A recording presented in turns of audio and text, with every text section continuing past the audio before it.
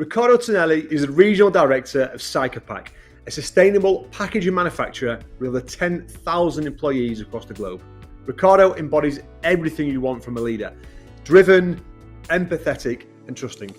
We go deep into the world of manufacturing with discussions around supply chain, sustainability and the importance of concentrating on employee engagement. You will learn a lot from Riccardo's journey and insight into manufacturing and engineering. I promise you will come away with this episode with ideas and added motivation.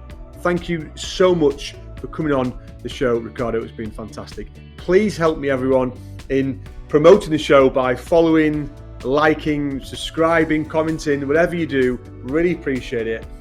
Just to really help drive the show, get better guests on, get more guests on, and help promote the wonderful sector we are in, engineering manufacturing. Thank you so much. I hope you enjoy the episode. So a warm welcome, say, to Riccardo on the podcast. Riccardo Tonelli, who is the Regional Director of Saica Pack. Welcome, Riccardo. How are you? I'm very well, Mark. Nice to talk to you. You too. Really looking forward to going through this with you. So first question, always the same one. What does it mean to you to be a leader? Okay, so I didn't have to look it up, but I decided to just recalibrate myself to what the textbook says. So McKinsey calls it a set of behaviors used to help people align their collective direction to execute a strategy and continually renew an organization, which is quite a good definition of it. If you think about it, the role of a leader is to assure that everybody understands what we're here to do, right? Collective goal. This is what this organization or any organization in every walk of life does, and assure that it's well understood and what individual roles are there to contribute to that goal. And what I really like about that definition too is the continual renewal. That is fundamental. Without continual renewal, you end up with a stalemate situation. We end up with low motivation. So the role of a leader is also to motivate people continually and inspire them and show support. That's sort of the blend of a definition and generally a behavior that I follow. I like that. It's a great definition. I can resonate with that because it is, like you say, it's never changing, and because people's motivations change, you've got to redefine their why, remotivate them, and potentially as their role changes in the business. It's ever moving, isn't it? Yes, and also it goes back to the old saying: "Is 2 ears and 1 mouth." Yeah. A leader has to listen to what people are saying at every level of the organization and have almost a finger on the pulse, almost like a finger on the piano keys, and understand what's happening. Yeah. There's that, and to be able to sort of intervene and operate in a way that is cohesive with the strategy. Yeah, I like that. Love that. Well, look, I'm really looking forward to digging right through your journey, and you've had a great career, and I love the fact that you've moved into different sectors, different types of positions, and honed your skills into different areas. So we'll go through that, but we'll go right back to the start of it. I'm right in saying grew up in Italy, is that right? Originally? I was born in a small village, or they call it a city, but it's only 10,000 people, Yeah. right on the border with Switzerland. So if you go north from Milan, there's Lake Como. You go further north, there is a little valley called Valtellina, and that's where I was born. And Nice. that's where I go back to whenever I can. Is that the cover of your LinkedIn? Is that where that is it? That's exactly what it is. The vineyards that produce some amazing red wine. Yeah, amazing stuff, excellent stuff. So what sort of led you to get into the engineering, the manufacturing world? Was early career, did you have any influences, motivations there, or how did that come about? Yeah, none at all. I ended up quoting, I think it's Thackeray, I hit the bullseye in the wrong target so many times. Yeah. So I set out, I did accountancy as a diploma, which I hated every minute of it. It wasn't my mission. And then I was allowed to go and choose my subject at university, which was foreign languages and history, and then business. And I was naturally proficient at it. And I had a career path set to become a translator and interpreter, sort of high end. And I set out to do that. And when I got my first degree. Incidentally, I was offered a job by General Electric that still has a plant right near the village, to be a buyer for them, because they needed somebody who could speak English and Spanish and French, and I could, not so much commercially, but at least I could handle language. And certainly 20 years ago in Italy, not many people were fluent in foreign languages, so I knew nothing about business, but I could speak the language, so I was almost the middleman between the real buyer and their suppliers. And so that sort of sparked an interest in corporate business, how things work, and I immediately forgot about becoming an interpreter. I wanted to sort of climb a corporate ladder. Did my national military service, and then I decided that I would like to be abroad. So I had spent a year in Reading, UK previously, doing a postgrad, and I thought I'd go back to the UK, and I had a chance by taking a job at General Motors in Luton, where I spent 2 years running parts of their after-sales business. Again, great setup. You had 500 people with 22 languages in one building, so it was almost like a big college type environment. We loved it, and I earned the opportunity to support the decoupling of that business into 3 clusters. So I spent quite a lot of time in Spain, in Madrid, setting up the southern cluster, if you like, and then I eventually agreed to become the UK sort of customer service manager in Newcastle. So that's how I moved up to the Northeast. That was a long time ago, 17 years ago. Yeah. And that's it. From that role, I started doing a bit more quality processes and understanding a bit more of sort of process engineering and things like that. And I was offered a role by Huntsman that is now Venator, sort of around these neighborhoods. And I love that job. I used to be responsible, and there's the link to Saica Pack, for their global packaging. So I used to really support the process for having all sorts of packaging for the titanium dioxide business. And that was a very interesting role. 5 plants around the world, but again, the languages were French, Italian, Spanish, and it was, one person could cover the whole spectrum, the whole portfolio. And I did that for quite a bit, 5 years, 4 or 5 years. Loved that job. And from there, I was headhunted out by, this is where my sort of attachment to the ICI legacy company started. Huntsman, Venator, ICI legacy company.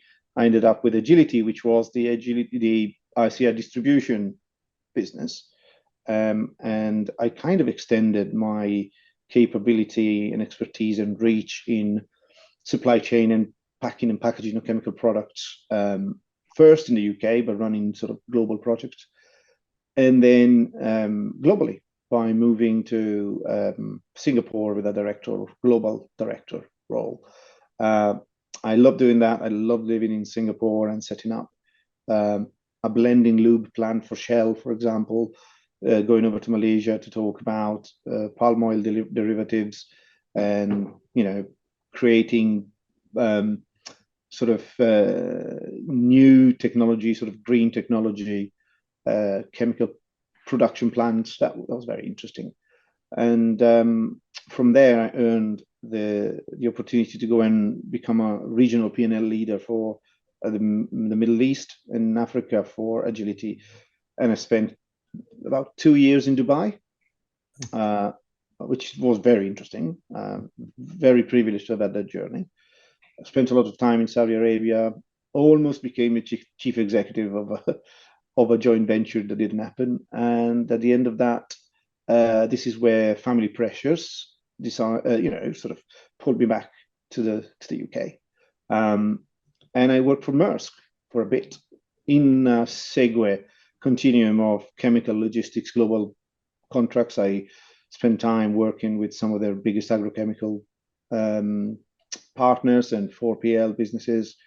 And since then, I took a really sort of almost a 180-degree turn by ending up running 3 terminals in the port of Liverpool, a port in Lancaster, and basically the Ro-Ro business for the second or third biggest port conglomerate in the UK. Mm-hmm. And that takes us to completely different, but very interesting. Yeah. I was privileged enough to have seen quite a lot of the supply chain, from the shipping, the ships, and everything else, to the packaging. So it's quite a unique journey, as you can imagine. Then COVID hits. Yeah, I bet that was a tough time with the shipping. My wife is finally pregnant, and so I decided to take some take a step back after 20 years of running like a maniac.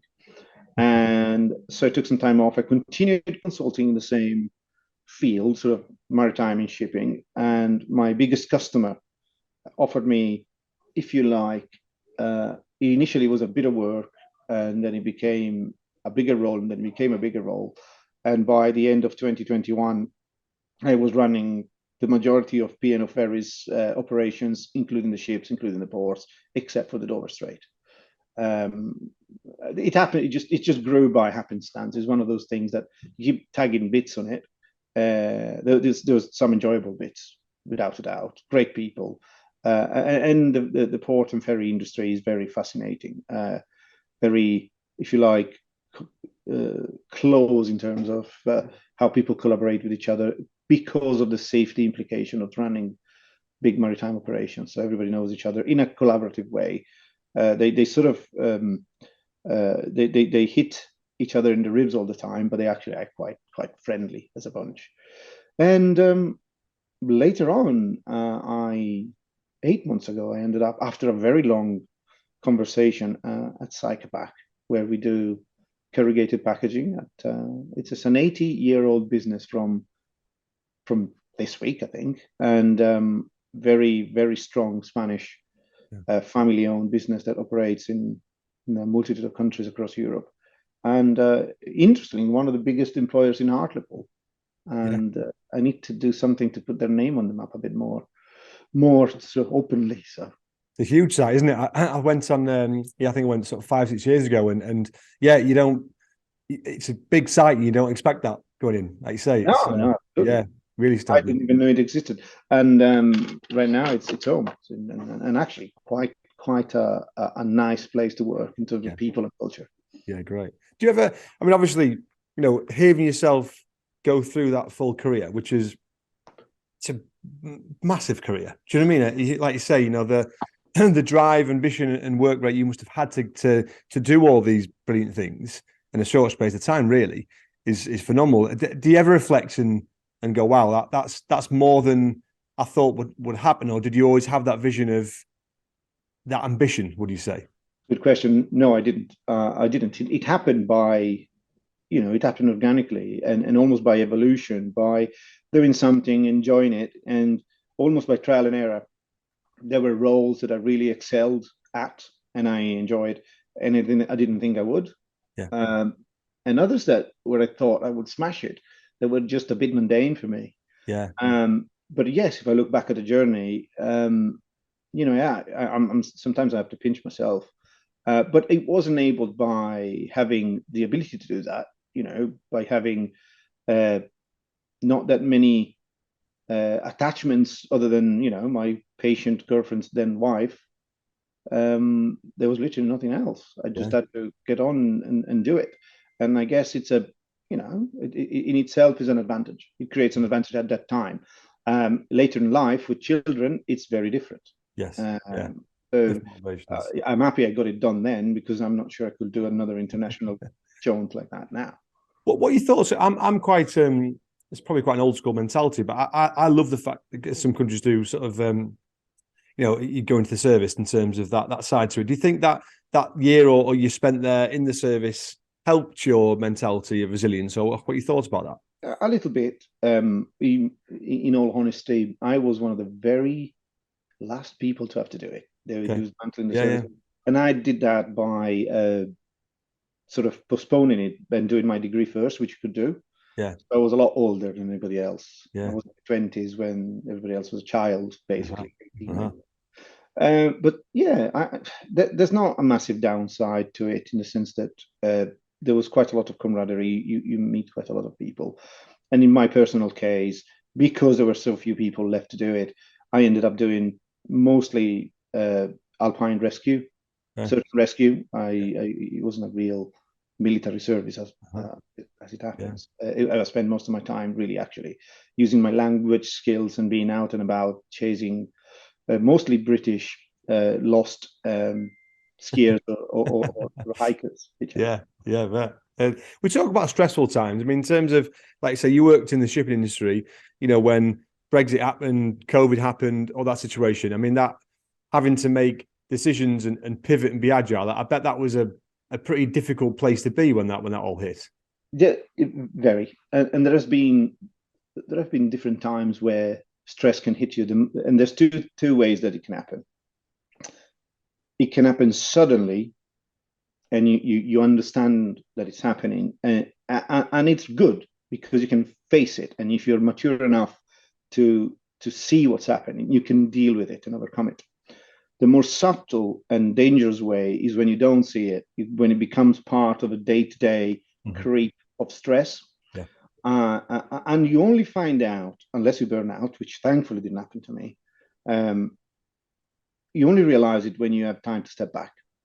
And then you look back and think, wow, I was on the brink, I was really stressed. And, these two ways are, they're clearly identifiable. But how you deal with it is, you can't learn it without being stressed. It's something that you prove on your skin, and maturity helps. Yeah. And for me, when you can become overwhelmed or certainly a bit worried about workload or the burden or anything else, I go back to basics, and I got my trusty Eisenhower matrix that everybody uses, which is a 4x2: urgent, important, delegate, don't do. And to this day, I could show you my diary right now. That's still how I operate my life in terms of business, and actually in other ways as well. It's almost like if you write it down, you make it identifiable, you start addressing the stressors, you can see them and read them, they become tangible and not a cloud anymore.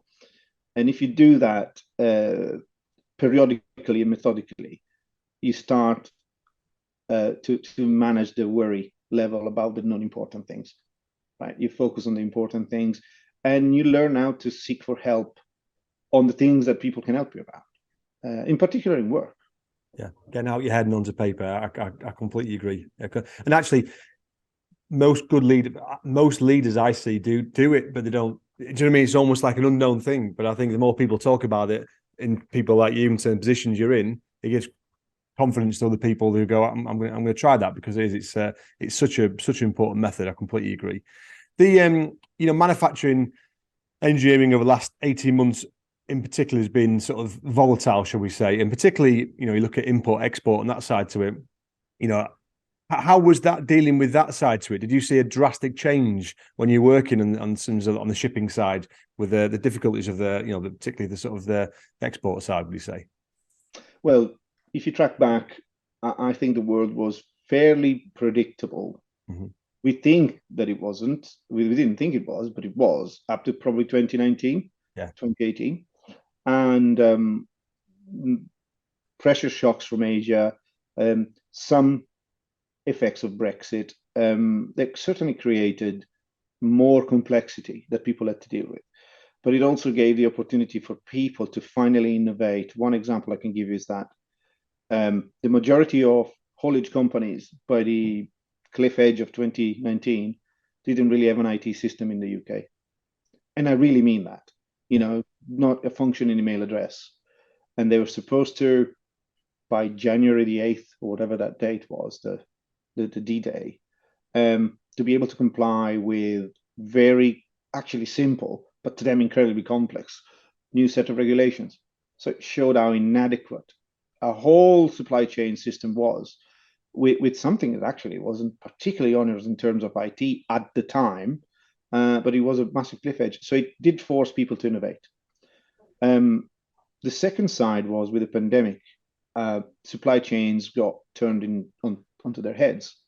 And you can, of course, talk about the relocalization of supply chains. I keep hearing about people now having a center of gravity in a mile radius within which they want all the supply base, and I completely understand it. And having then transitioned into a role where we move relatively low value products over short distances, you understand that you really don't want to carry a cardboard box to Orkney from here, the Philippines. Yeah. What you want to do is to maximize the supply chain by creating a circular loop of load and reload and return, and including the recycling side, that can be quite environmentally friendly, but also supply chain friendly, by creating a strong network of suppliers and producers, far more integrated than the doctrines of the 2000s would dictate. At the time, it was all China and Asia will make it, we'll sell it here. It's starting to change. Yeah. So from manufacturing, you'll see a lot of innovation has happened here now, and it takes time to filter through, particularly in supply chain. So I sense that the biggest driver of change will be supply chain. Yeah, I agree, and we've seen a real shift. I've done a couple of roundtables recently, and part of that discussion point was, and even me talking to them about any challenges, they were all talking about this, and they were all saying that the challenges that the supply chains are so complicated, and they have been for years, and that's been fine because it's worked. But all of a sudden, like you say, because of pressures with COVID and Brexit and price and energy and sustainability, like you say, to try and now bring that onshore, because and I think people didn't really understand their supply chain. They didn't understand how sustainable their supply chain was, and now they've got targets to meet. It's at the forefront. So it is. I think there's so much innovation still to come with that. It's crucial, isn't it? Now, there's another two elements of that, and the other one is clearly cost pressures. Yeah, we live in a world where certainly you and I haven't seen inflation at double digits in our lives until now. Mm-hmm. And is this here to stay? Because the 10% inflation that you see in the global economy, or certainly in the UK economy, is not like that in manufacturing and engineering. It's a lot higher in those fields. There's a compound effect, and machinery costs more. Raw materials can mainly, give you a 30% hit if you're not careful. Mm-hmm. It becomes volatile, so it's hard to invest. And the current generation of managers is not used to high inflation, so they do create. It's almost a discovery process, and people have become, probably rightly, distrustful of forecasters. Inflation is a transitory phenomenon. Well, it hasn't been. And I was listening to Bloomberg yesterday. One of their most clever analysts was saying, when inflation hits 8%, is not transitory anymore. You're talking, the last time this happened, it took 6 years for that to return to below 4. So what are the leaders thinking in terms of, do I invest now and take the hit now, or do I wait 3 years, but then I have a 30% on cost? So these are the sort of things that are impacting industry. And I guess in every major field where there's machinery required.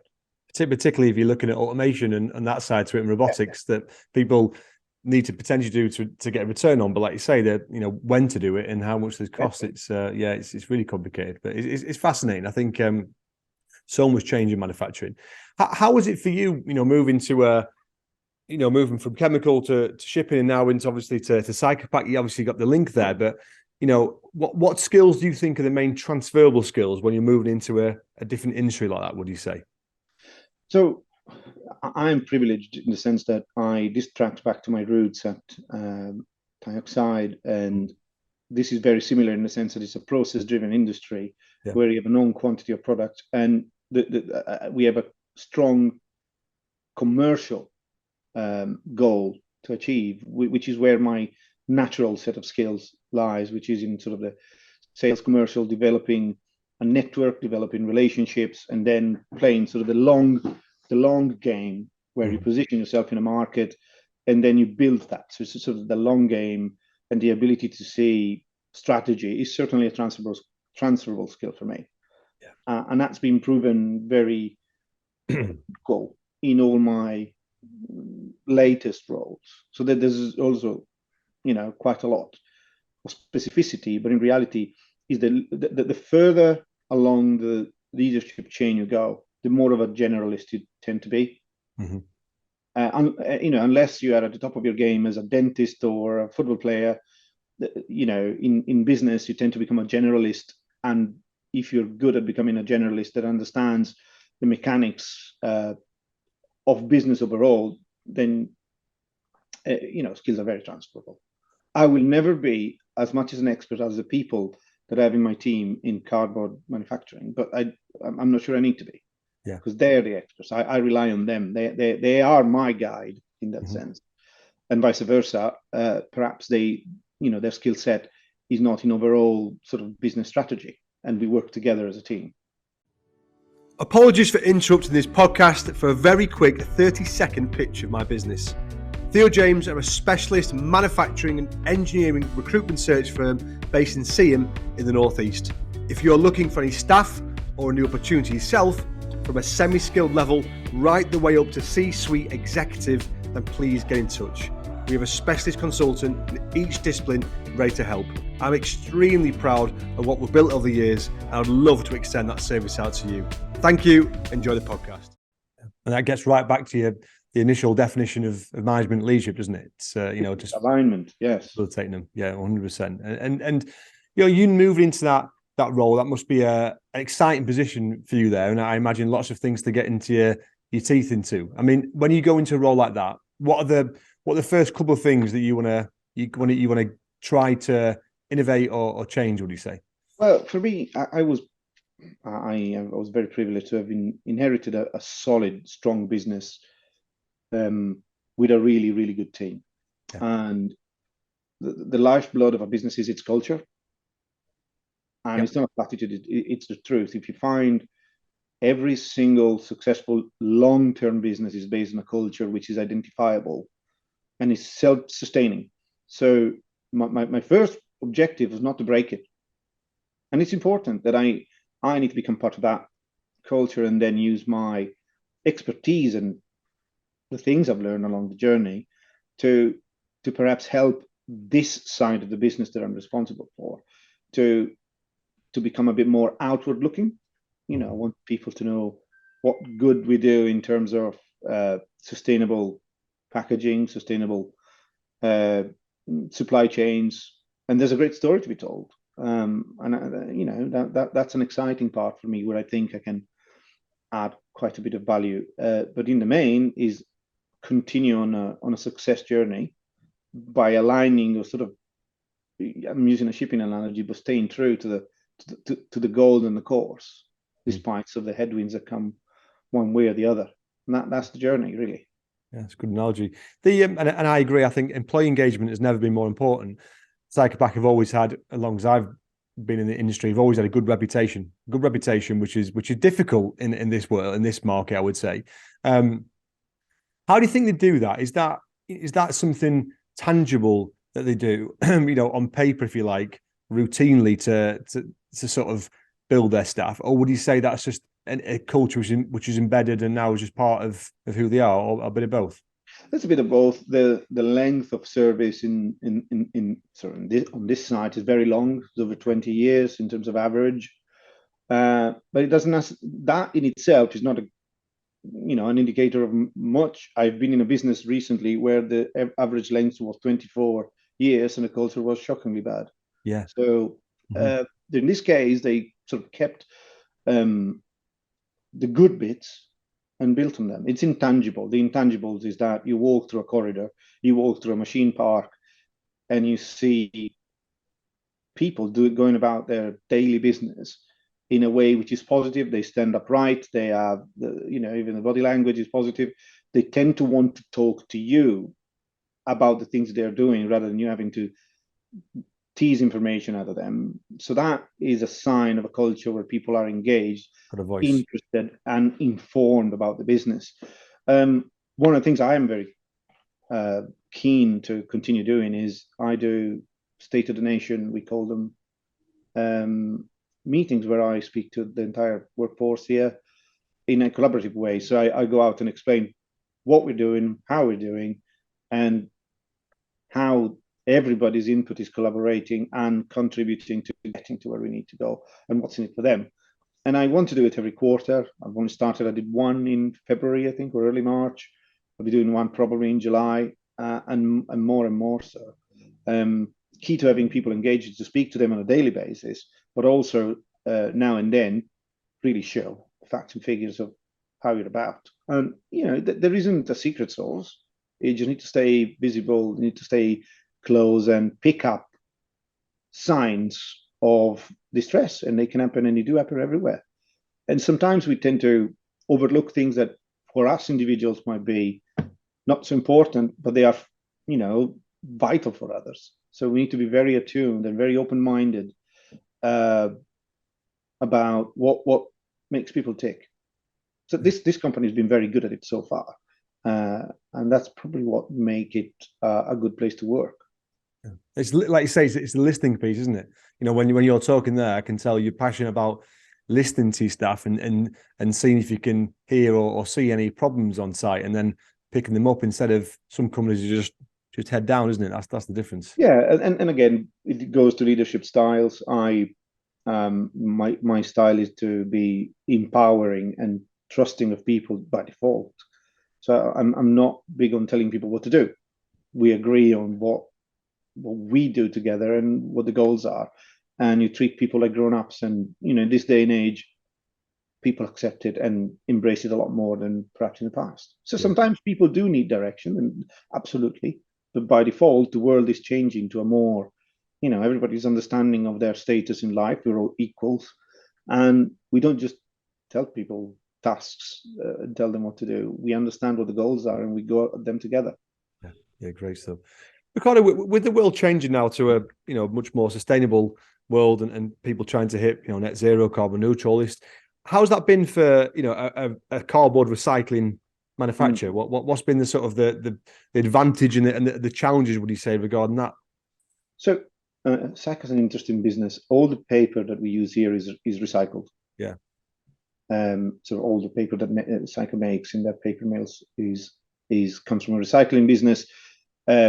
And it's a very circular, very well integrated platform where there's a moral advantage of knowing that every box that comes out of this plant has had a previous life, and you will have a future life after that.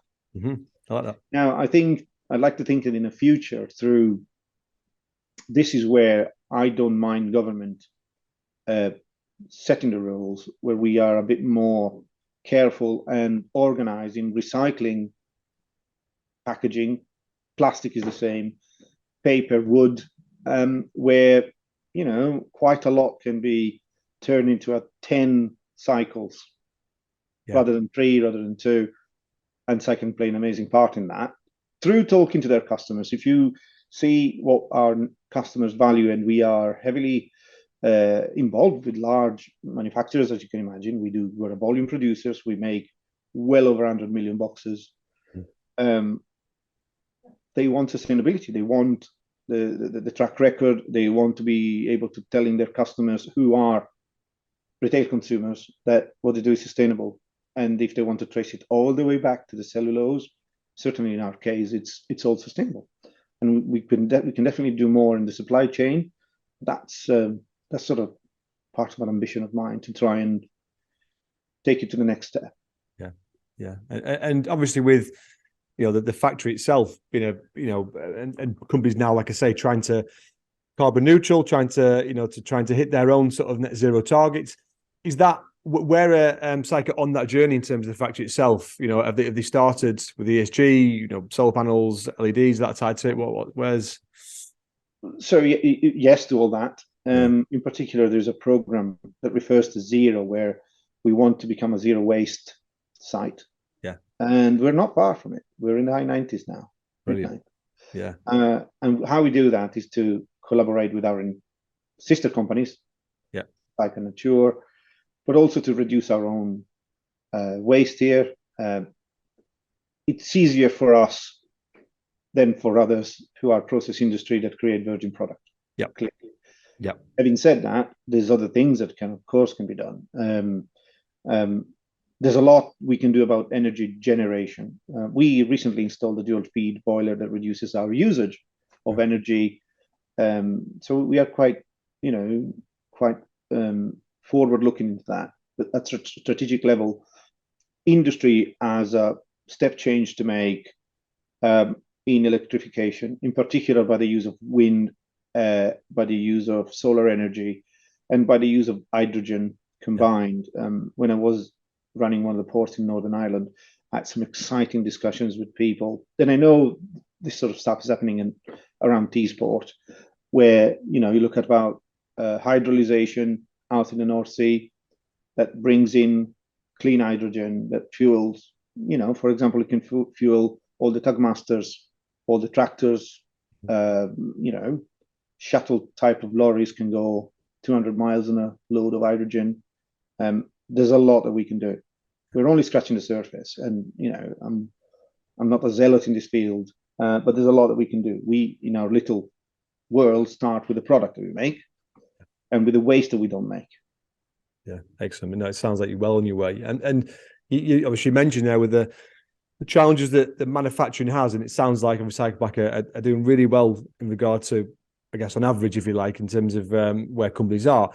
What do you think is one of the biggest challenges to manufacturing and engineering, would you say, over the next sort of 5 years? Because it feels like it's almost at a pivotal position now, I would say, as a sector, when there's been so much change. Well, there's a lot going on, right? And there's almost too much. And the career role of the board and leadership is to really keep it down to reality, because you can very easily go down a rabbit hole full of things like ChatGPT, costs are too high, we shouldn't invest, the future is unknowable. The future is always unknowable. So I think the key challenges are going to have to do with cost, with actually finding the right workforce and what will they do. The workforce of today won't be doing the same things in 5 years, let alone 10. Yeah. And it's not necessarily just by automation, but also culturally. It's hard to find people that want to do the roles that their parents' generation started doing. Yeah. It's different. And we need to be able to understand how people want to work in the future and how they want to work now, because it's changing fast. And we need to be able to attract people that want to work here. They want to be in the foxhole with us, just like everybody else. So it's a common challenge, not just in manufacturing, but more so in manufacturing, because the classic environment is more industrial. And how do you make that suitable and attractive to current and new generations? Yeah, I agree. It's an interesting challenge. It is, and you look at COVID as an example, where the industries which didn't flourish in COVID and had to let people go, that lower level went to a different industry, and not that many have come back. Yeah, it's true. So you've got to completely re-engage the whole new generation, and so much work to be done in schools and that side to it. Good point. I'm a big fan of using apprentices and linking very closely to local educational institutions. We're doing that now, and we're going to do a lot more in that field. For a number of reasons, because you have local talent. We want to be able to just be part of a community in a more visible way. And, we'd like to have people that talk to each other in college about this amazing site around here in Hartlepool that they'd love to work at. There's competition now. You got all things coming up with the free port. People are going to invest in big plants. We need to be still at the top of people's minds when they think about where they want to work.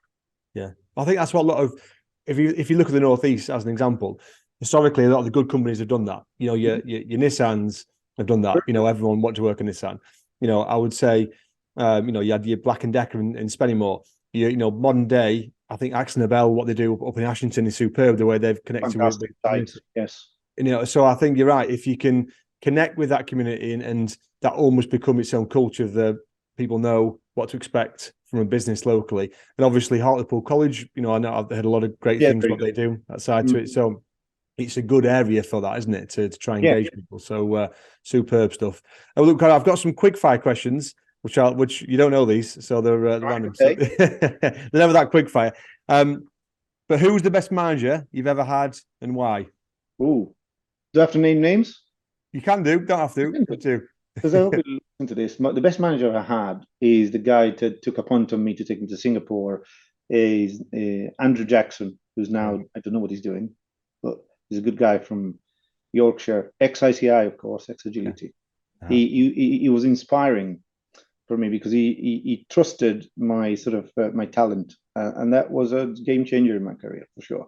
Right, and I like the fact you mentioned trust twice, because any leaders listen to this. Sometimes trust is difficult to give, isn't it? Yeah. Some people's default is to not trust someone. So do you know what I mean? But I think if you trust before you get a reason to, it's the right way around. And one of my most fundamental concepts that I follow all the time is the one about skin in the game. If you want a good book to read, Nassim Taleb, Skin in the Game, is a fundamental book that everybody should read. That you do take risks in life, and you have to take risks. You know, when somebody takes a new employee into a new role, you take a reputational risk because it's your choice. And, you know, that was a particular example that somebody took a risk and they invested. And I hope the investment paid off. I don't know. I owe him a few beers now. But you like it. And you've stole my next question, which is the best book you've ever read. So that one is up there. That one is up there. Definitely. Yeah, I like it. Good stuff. And biggest influence from the business or sporting world, or, you know, I guess outside of work world, would you say typically?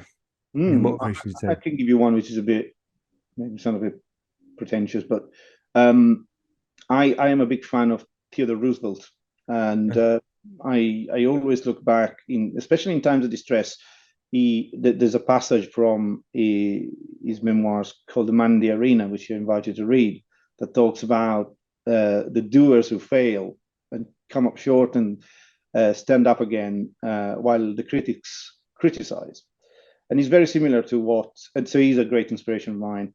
The other one is the leader of Singapore who died in 2013, I think, Lee Kuan Yew, the man who basically founded Singapore from detaching from Malaysia. And his motto was, you fall down 9 times, you stand up 10 times. And, you know, what a legacy did he leave? Yeah, I like that. I like that. That's great. 3 things or words would you say make up a good leader? Compassion, vision, and a pair of good ears, I think. Yeah, like it. Excellent stuff. And what's more important to you, an academic route in terms of management, an academic route, or on the job learning, would you say? Absolutely on the job learning. So I am very lucky about my academic upbringing in the sense that, particularly university, Italian universities up to probably the mid 2005, 2010, they were very, very hard courses. Yeah. And somehow you'd think that the curriculum was slanted towards the classics and things that are not so relevant anymore. But the foundation that gave you, certainly that gave me. I haven't applied in business directly, but it's there as a solid base. So academics, it's important to choose something that gives you a base that you can go and build from. Again, unless you want to be a specificist, a specialist, you should do something which allows a broad horizon. Yeah.